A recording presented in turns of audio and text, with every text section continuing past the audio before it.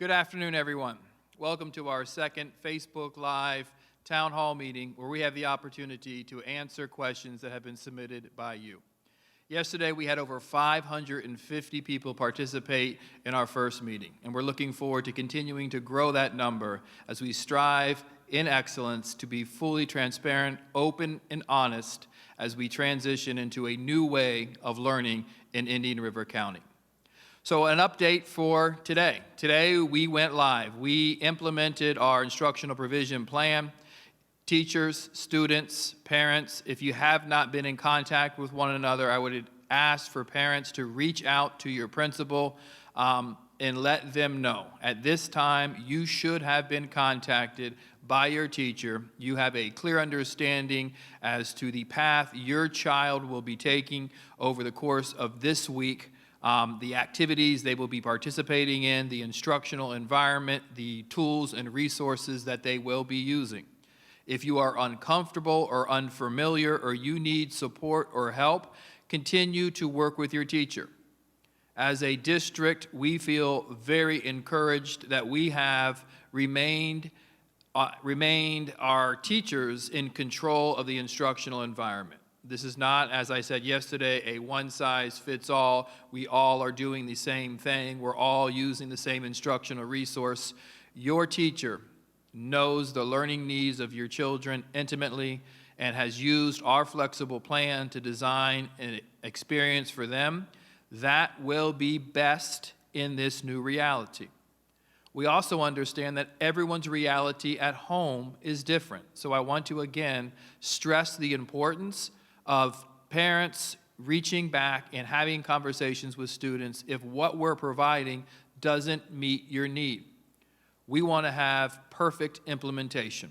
We want to establish relationships, open lines of communication to continue teaching and learning, even though our buildings are closed, even though there's a high level of stress across the nation within our community surrounding the coronavirus.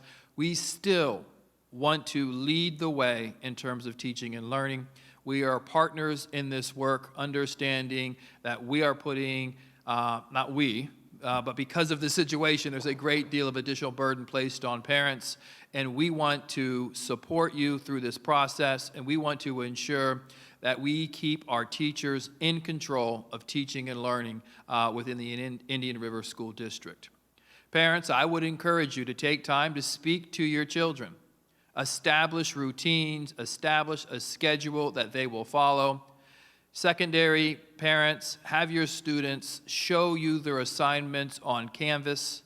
Have them come up with a schedule, agree upon the amount of time that it will take, when they will be in front of the computer, when they will be working independently. You really want to take the time to empower your children to be responsible for establishing schedules and routines to get their work done.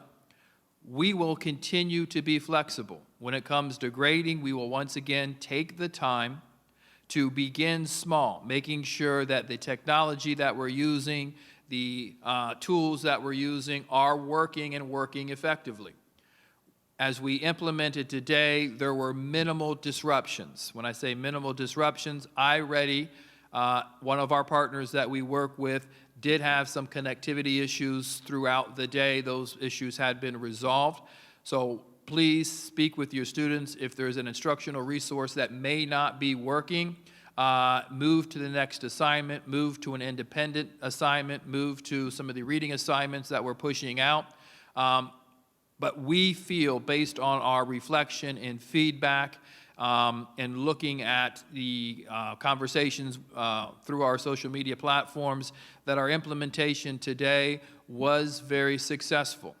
Focus did not crash. It was up and running. Teachers were able to load their assignments, and we will continue to grow our levels of implementation with this new reality as we continue to implement.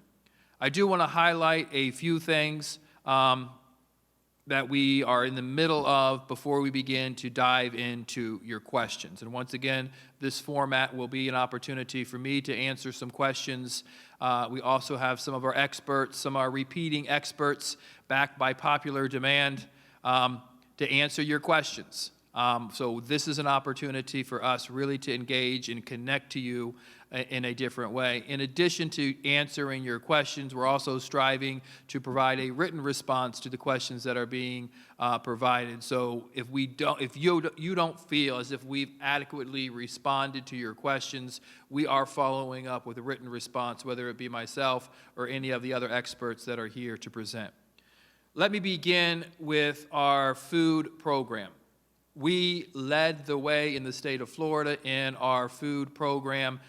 Schools were closed on Friday the 13th, and food distribution began Monday morning in Indian River County. We are serving at 33 different locations in our community.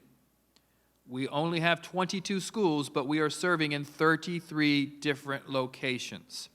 We are just not opening schools and saying, hey, find a way to get to our school. We are going to churches. We are going to community centers. We are going to very clearly identified locations where we know our students are to ease the burden on our families. Food insecurity in Indian River County will not be an issue. I encourage you to look at the website. Look at where these 33 locations are. As you can see, we're putting them on the screen now. You see the web page that is there. Please take the time to look, identify where you can have access to the meal program that we are providing. You have so much to worry about as a family. This is one thing that we can offer to ease the burden in terms of food insecurity. I also want to remind you to look at our helplines.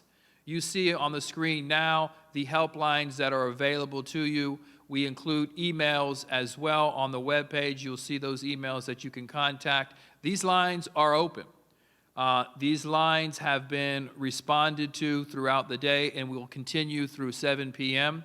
The lines, obviously, that are the most active right now are our technology lines. We have 6 individuals manning those lines today, and we're increasing those operators this evening. So the school day may be over, but we are implementing a flexible schedule with our employees. They are here to be in service of you. So please continue to call the helplines. I don't want you frustrated. I don't want you confused or unaware of what you should be doing as a parent, as a community member. So please reach out to these hotlines. They are here to help you. And as you can see, it is at-home learning. At-home learning is how are we as a parent and as a child functioning and working together in this new reality. And the truth of the matter is, parents still have responsibilities. You have your own work that you need to be doing. And we don't want to place the burden of teaching solely on your shoulders. We don't believe that's how our plan was designed or the belief that we have. So please use these hotlines. Allow us to continue to support you in this very new way of teaching and learning. I also want to talk about laptop distributions. We are conducting laptop distributions. Once again, you see it on your screen. It is the remainder of today as well as tomorrow. We have already passed out just under 1,000 laptops today with another day to go. If your child needs a laptop to be successful in this environment, please take the time to look at the schedule for tomorrow. 6 different locations across the community. This is a social distancing laptop distribution. This is the Chick-fil-A of laptop distribution. You do not have to get out of your car. Our staff there to support you will bring you all of the materials and resources, maybe even a meal and water to have while you're going through this process. It was a little busy this morning at a few locations, but very happy to report under the leadership of our principals and IT department, a very smooth distribution process. Looking forward to completing that process again tomorrow. If your schedule doesn't permit you to come this evening or doesn't permit you to come tomorrow because you have other responsibilities, please email your principal. We understand that times are difficult, and the time that you have available is also, there's certain restraints on that as well. So if this schedule doesn't meet your need, please, our principals are bending over backwards to be in support of you in this difficult time. I also want to give a few updates to our students. Actually, before I do that, I want to talk through, once again, at our website, I have had the opportunity to peruse resources that are available on the web looking at other districts. So proud of the resource that our district has put together. Please take the time. It is comprehensive. It is thorough. It is great information. It is uniquely designed to meet the needs of our community. We didn't just pull resources from other districts and just throw everything on there and say, well, here's our webpage. We took the time to say, what do our customers need? What do our parents need?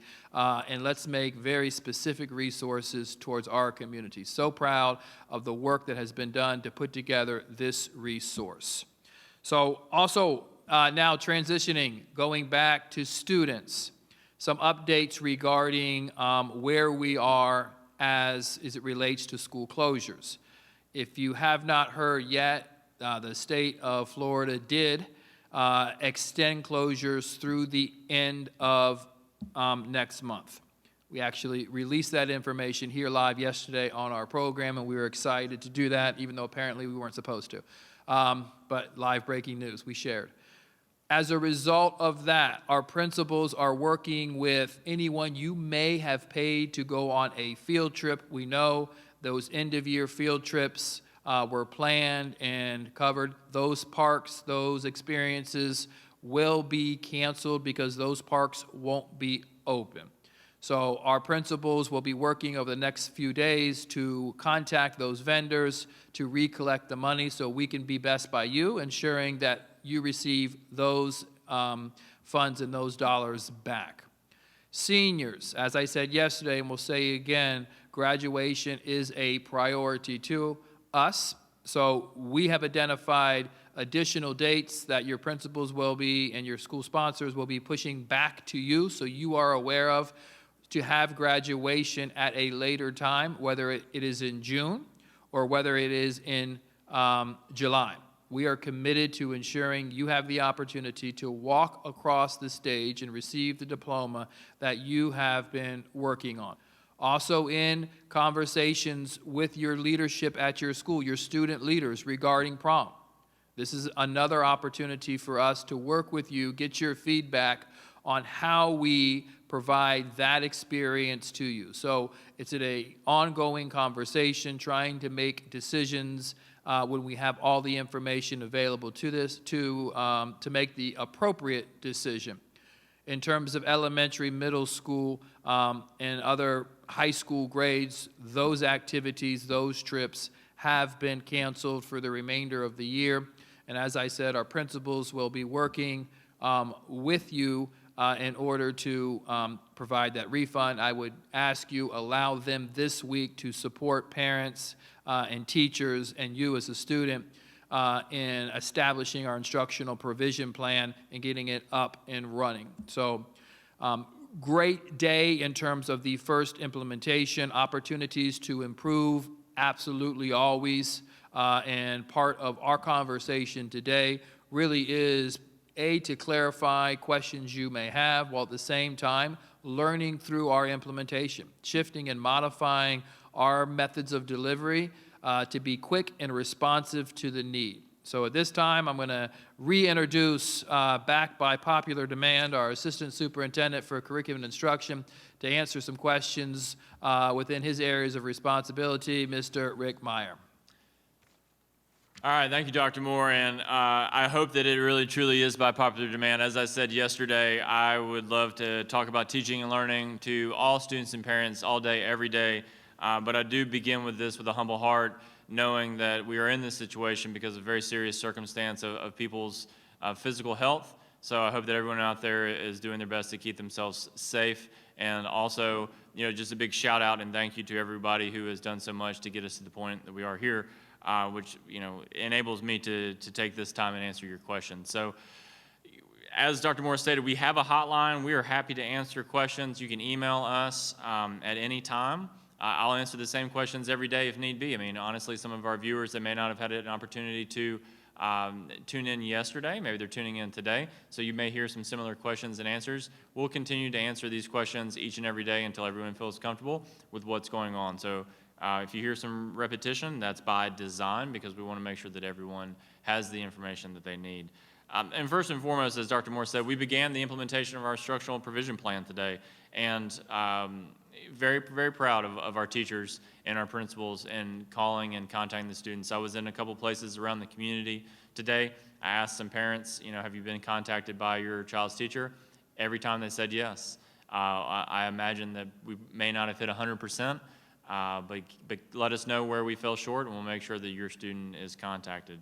So a big part about these instructional provision plans is not just busy work, right? It's not just things to keep your child engaged. We really are covering the standards. These plans have been designed based off of our total, what we call pacing guide, that covers all of the standards for a particular course for the year. And as I said, at other instances, we do try to cover the majority of our standards early. We know that some of those last couple of weeks of school, there isn't as much opportunity for some of the teaching and learning, but we haven't covered all of our standards yet, to be perfectly honest. And so it is imperative that we get tuned in, that we get engaged, and we continue to do this work, and that our students master or have the opportunity to master each and every one of the standards for the courses that they're in. How long should this take? Once again, we've given a block of work. We know that some students will finish this quickly. We know that some students, this will be more challenging.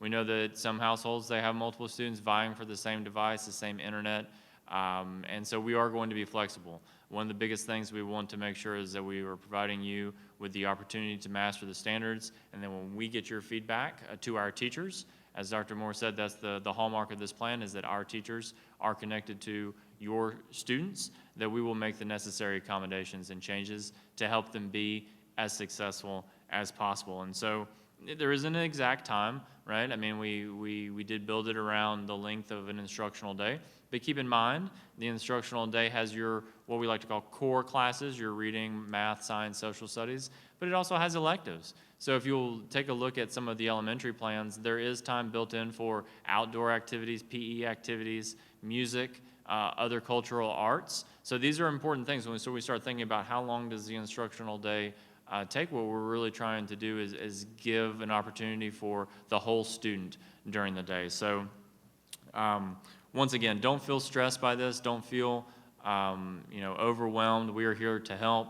If there's a challenge, we are working through this with you in these first couple of days, and we're very happy to modify something to make sure it is successful for each and every one of your students. Which brings us to a great question here, and I'm not going to lay it out because we have some other great speakers, but we certainly welcome this question from this parent about an example of a routine I could establish, and Dr. Moore hit on this, and so the district is going to push out some information about how to establish good routines. I'm not going to verbally state that, but I can completely see the need for us to support you in that, and so we'll let you know when that's available on the website through our social media and other opportunities to notify you when we've got a good examples of some routine resources out there for you.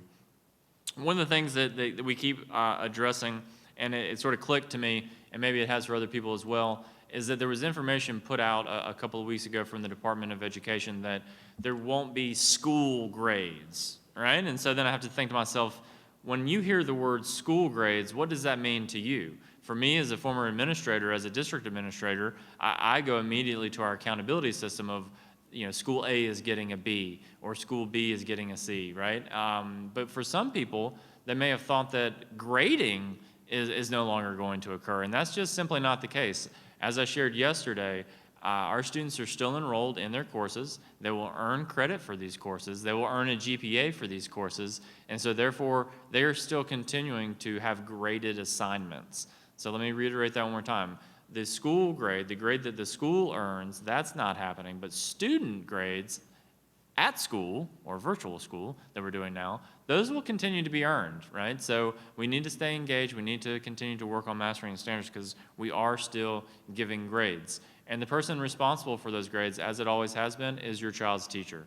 So as we modify our learning environment and as we implement our instructional provision plan, the best person to contact about how will a certain component of the instructional provision plan be graded for my child will be your child's teacher, because they will be the ones making sure that they are accommodating each and every child's need.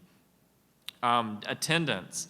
As we said yesterday, there's not going to be daily attendance. We do not have an obligation for students to log in or email every teacher every day. We do hope that they are connecting every day as much as they can. We know that there's going to be challenges with routines and Wi-Fi and things of that nature. And so we want to make sure that, as much as possible, so I don't want to put stipulations on this, but there is no daily attendance, no daily responsibilities for attendance for students. But if you can connect with your child's teacher every day, that's great. We were asking the teachers, if they haven't heard from the students in a period of days, to make sure they're reaching out to you to make sure everything's okay. So we were still wanting to be engaged, but daily attendance is not something we need to worry about right now. As far as EOCs, we hit on this a little bit yesterday, but some more specifics, questions from some IB parents, IB students.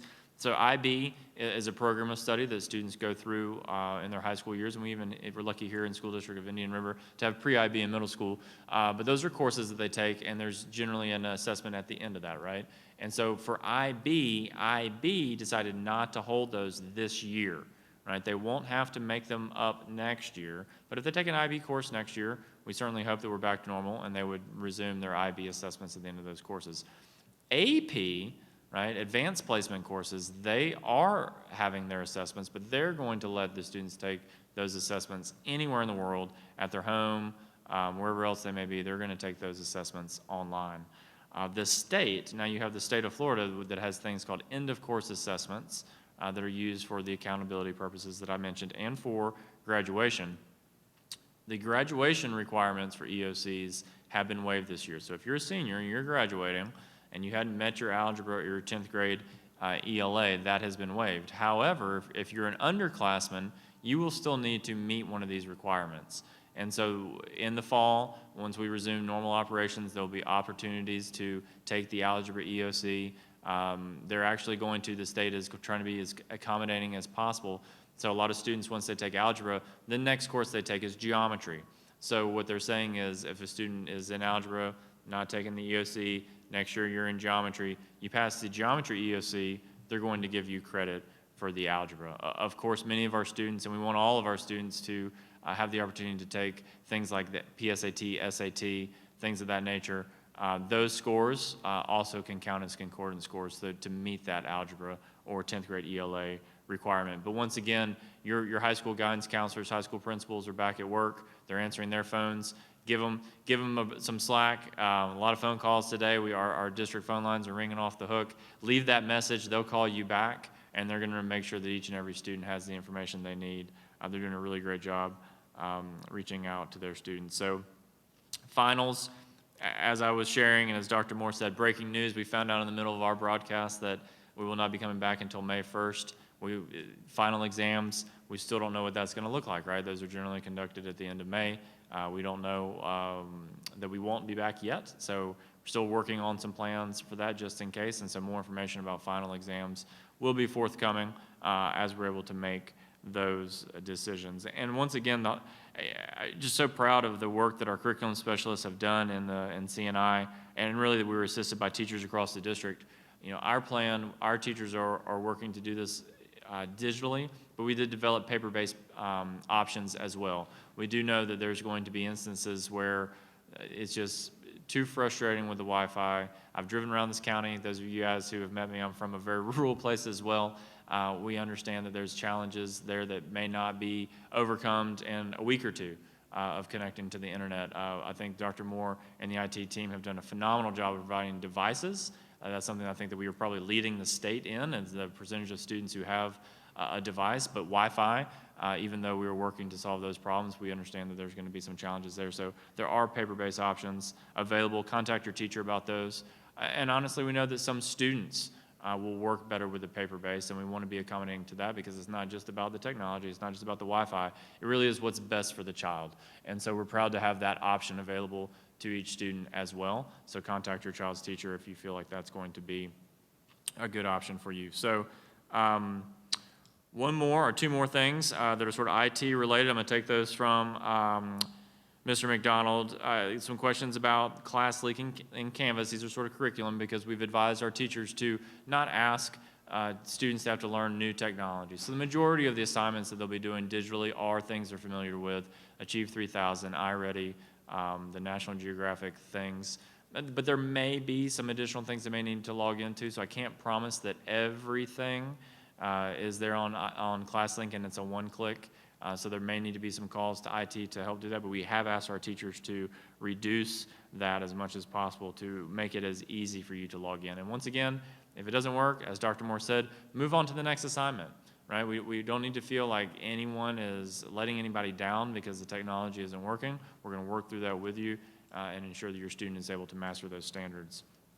Video conferencing, it's really neat for our teachers to be able to connect with our students via video, but I'll just let you know that I was certainly one of the people that was making the recommendation that we don't want to, in Indian River, have the big group video conferencing right now.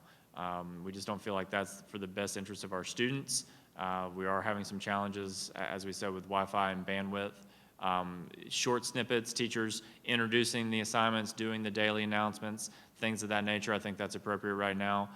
Some of our teachers are even able to do longer video messages, but just so you know, it is coming from a recommendation from our office not to do the whole group video conferencing for a myriad of reasons, one of which is student safety, one of which is just connectivity and simplicity, and ensuring that each student is able to connect in these trying times. But we will all grow and learn. As Dr. Moore said, this is an opportunity to innovate and to see how good we can be, and we are revising and making sure that we are doing everything we can do to improve every day the service of our students. And so one last thing, and I'll jump off here.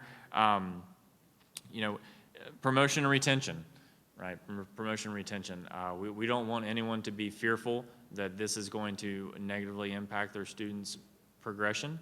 But we do know that some of our students were at risk of retention before this incident even occurred. And so those decisions are certainly made as a team.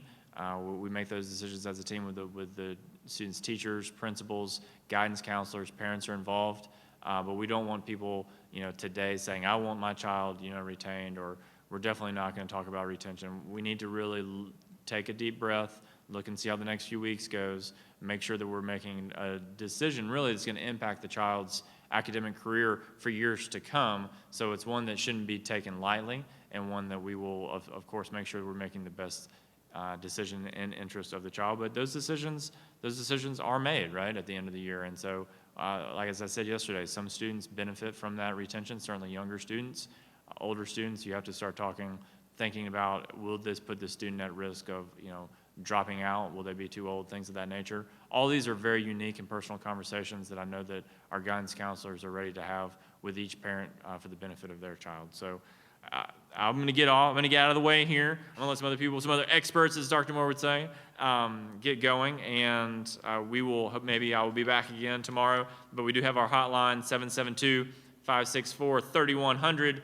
And once again, I'm Richard.Myhre at IndianRiverSchools.org if you need to email me. So at this time, we're going to give you a little highlight, a little snippet, if you haven't seen it, of the video that the wonderful folks in the PIO made about a tutorial about how to access our district instructional provision plan. And the video is available in a myriad of places on our YouTube channel, on the website. Anywhere else, Kristen, is that good? We're pushing it. It's a great video. I'm bragging about it. So what you guys may not know, and I'm going to stop, I promise, I promise. We, as a district, had to turn in our instructional provision plan to the Department of Education. Every district around the state was asked to turn those in to make sure that districts were even doing this. Unfortunately, some districts probably weren't. We got individualized and personal feedback from the Department of Education about how good of a job that we were doing here in Indian River. So kudos from Tallahassee about this plan, and I think this video did a good job of highlighting what we set up for you. So thank you once again, and don't hesitate to reach out. We're only a phone call or email away. SDIRC families, during this time of uncertainty, it is our goal to provide our students with normalcy and a sense of routine while our campuses are closed by activating our instructional provision plan. This plan will allow our students to complete daily assignments and remain connected with their teachers and our school district while they are learning from home. To begin, go to www.indianriverschools.org. Click on Class Link on the upper right-hand corner. From home, ClassLink will ask you to log in with your username and password. Make sure you use the same username and password you use at school. Once you log in to ClassLink, click the Canvas icon. If this is the first time you are using Canvas at home, it will ask you to install a Canvas extension. Click Install Extension, then click Add to Chrome. Then Add Extension. Once this blue cloud appears in the upper right-hand corner, the extension is installed.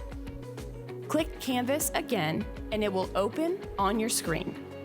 Once Canvas opens, your dashboard will appear. Depending on your student's grade level, the appearance of the dashboard may vary, with more course options being listed for secondary students. On all dashboards, you will see the Digital Instruction Provision Plan. Click on the plan to choose your grade level and see options for different resources. For students in grades K through 5, when you select your grade level, you will see standards-based curriculum for English Language Arts, math, and science, along with instructions for completing assignments or activities within each subject. For students in grades 6 through 12, you can access the instructional provision plan on your dashboard for supplementary instructional materials, direct links to additional resources, and our district website. However, you can continue completing assignments and activities as assigned by your teachers, as you normally would. All students can communicate with their teacher through Canvas by clicking the email icon in the left navigation bar. This plan is designed to provide an efficient and stress-free way for our students to continue their education from home. Although we may be apart, we know that we are SDIRC stronger together.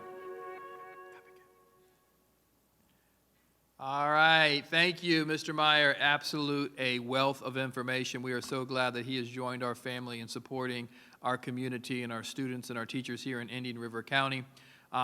Great work being done and great expectation in regards to the work that's yet to be done. So excited to have him as a new member of our team. At this time, we want to get to some technology questions. We know the majority of our platform rides on the back of technology. I will ask Mr. Greg MacDonald to answer questions that were submitted to him.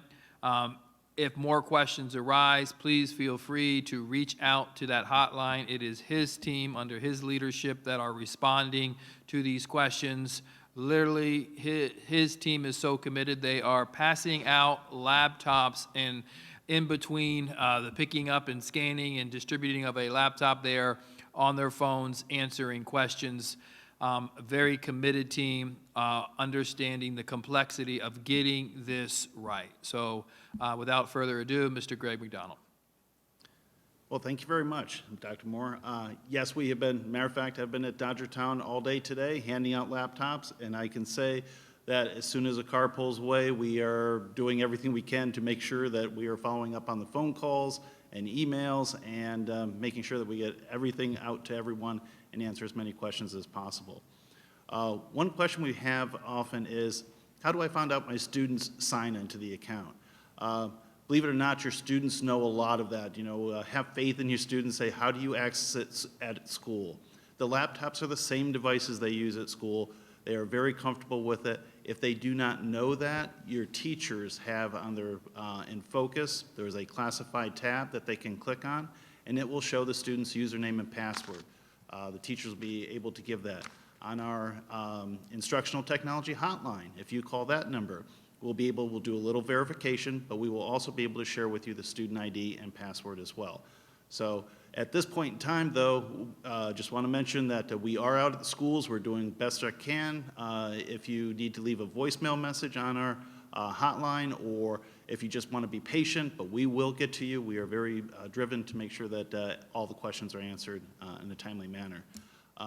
There have been a couple confusions. The video that was just shared by the IPO and her wonderful team is great. A lot of people have a confusion between Canvas and ClassLink. If you'll just try to remember that ClassLink is your link to all of your applications. When you sign into ClassLink, all of your icons are there for Canvas or any resources, Discovery Education, whatever might be appropriate. So just remember, ClassLink is your link into all of those applications, and then Canvas is where you're going to have some of the instructional materials and part of the IPP, the Instructional Provision Plan. Another question we have here is to explain which devices can access. We went over a little bit yesterday, but I just want to clarify that any Windows device that has Google Chrome, and Google Chrome is our preferred browser, that if you have Chrome on the device, you will be able to access ClassLink and Canvas and be able to see all these resources. It can be a cell phone, it can be an iPhone, it can be an Android phone. Just be aware that if you're on a phone, you might be doing a lot of pinching and zooming trying to look at this, but it certainly can be done. You can use Windows devices, you can use Chromebooks, you can use iPads. If you're using an iPad, there will be an application you need to download for iReady, and it's a free software package, it's a free app available on the Android store and the Apple App Store, and you just download the iReady app from Curriculum Associates, and it just downloads, and once you're there, you sign into ClassLink as normal, and if you click on the iReady, it will launch that app, and you'll be able to access that. So I think that's all the questions I have for right now, and just want to say that we have a video that's coming up here that I want to share with you, summarizing the work of the district and the last few weeks of last week of our school closing.